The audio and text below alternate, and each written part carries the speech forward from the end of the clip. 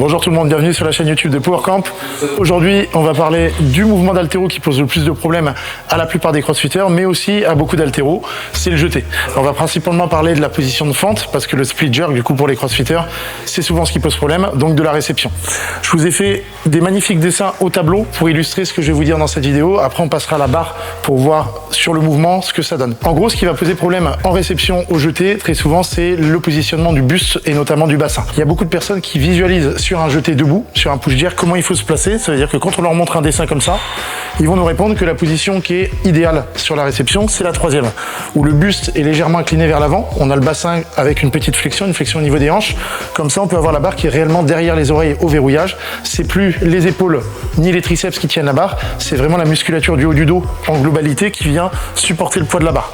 Si vous faites des sorties de rack, c'est un exercice où vous partez d'en bas, vous venez tendre les bras, vous venez pousser sur les jambes pour développer la barre. Vous allez vous rendre compte que cette position de stabilité, c'est vraiment avec la barre derrière les oreilles. La barre est en gros à peu près au-dessus de là où elle serait au point de là où elle est en squat nuque quand vous êtes en back squat. Donc évidemment, pour aller chercher cette position, on a un besoin certain de mobilité sur les épaules. Si votre flexion d'épaule est limitée ou votre extension thoracique, vous allez avoir du mal à aller chercher cette position. Vous allez vous retrouver dans une position où vous êtes obligé d'être tout droit sur la réception. Donc vous aurez moins de stabilité, voire pire pour les athlètes les plus raides.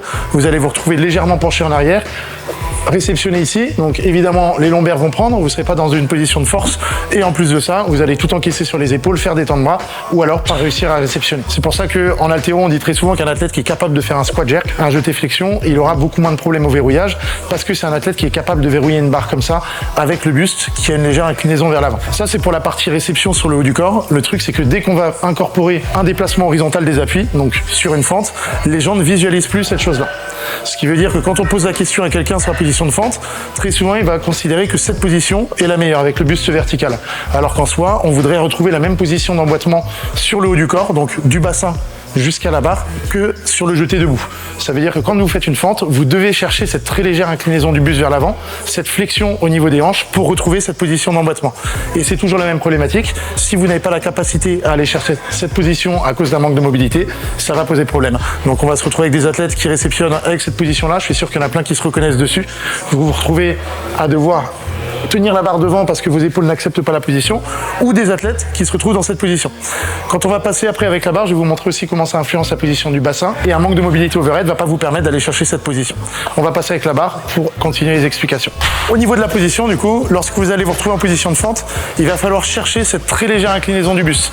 En gros, on veut chercher une flexion au niveau des hanches. Si vous regardez ce qui se passe au niveau de mon genou, ça fait que lorsque je vais reculer les hanches, je vais avoir le genou qui va venir se placer sous le bassin.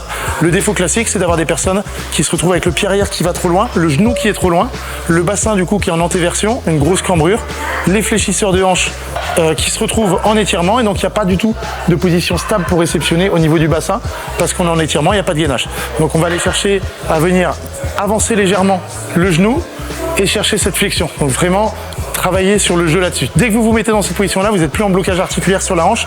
Au début, les athlètes n'aiment pas trop du coup parce qu'ils se retrouvent à mettre beaucoup de tension en musculaire sur les quadris, mais c'est ce qu'on veut, être sur le musculaire pour être capable d'amortir la barre en position de réception. Donc je répète, au lieu d'être en antéversion comme ça, abdos relâchés, vous allez venir chercher à incliner le buste légèrement vers l'avant, chercher une flexion sur la hanche et venir vous mettre sur le quadriceps.